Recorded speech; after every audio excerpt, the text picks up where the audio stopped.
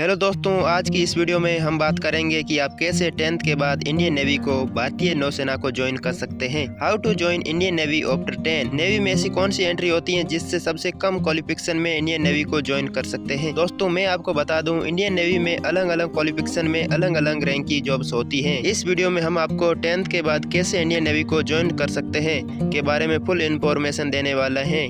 तो दोस्तों 10th के बाद आप मैट्रिक रिक्रूटमेंट MR के माध्यम से इंडियन नेवी को ज्वाइन कर सकते हैं। इंडियन नेवी MR का फॉर्म साल में 2 बार आता है। जून और दिसंबर महीने में आपको इसका फॉर्म भरना होता है।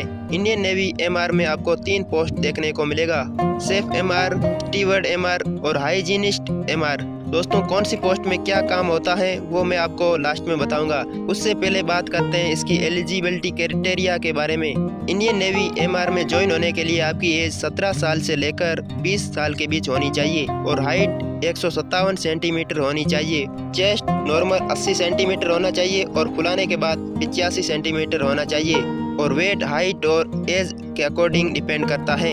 ये थी इंडियन नेवी MR की एलिजिबिलिटी क्राइटेरिया। अब बात करते हैं इंडियन नेवी MR की सिलेक्शन प्रोसेस के बारे में। दोस्तों इंडियन नेवी MR की सिलेक्शन प्रोसेस में आपको 3 स्टेप देखने को मिलेगा, रिटन टेस्ट, फिजिकल टेस्ट और मेडिकल टेस्ट। सबसे पहले होता है रिटन टेस्ट, जिसमें आपको 50 क्वेश्चन देखने को मिलेगा और मार्क्स मिलेगा 50 और इसमें आपको जो टाइम होता है वो 30 मिनट का होता है और इसमें मैथमेटिक्स, साइंस और जनरल नॉलेज के क्वेश्चन आते हैं।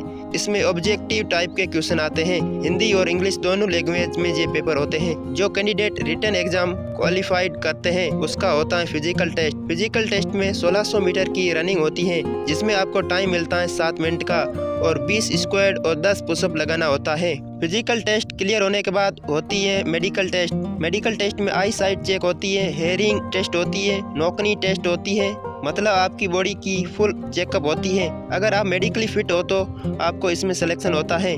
तो दोस्तों अब बात करते हैं इंडियन नेवी MR में क्या काम होता है। सेफ MR, इसमें लोगों को मेन्यू में निर्धारित सभी मील्स का ध्यान रखना होता है, जिसमें शाकाहारी और मांसाहारी दोनों तरह का खाना होता है और इसमें मीट प्रोडक्ट्स का ध्यान रखना भी काम का हिस्सा होता है। आपको राशन संबंधित सभी चीज़ों का ध्यान रखना होगा। इसके साथ ही आपको फायर अलार्म की ट्रेनिंग भी दी जाती है, जिससे शिप में किसी तरह की इमरजेंसी आने पर दिक्कत ना हो। अगर आपको खाना बनाना पसंद नहीं है तो आप सेफ पोस्ट में अप्लाई मत करिए।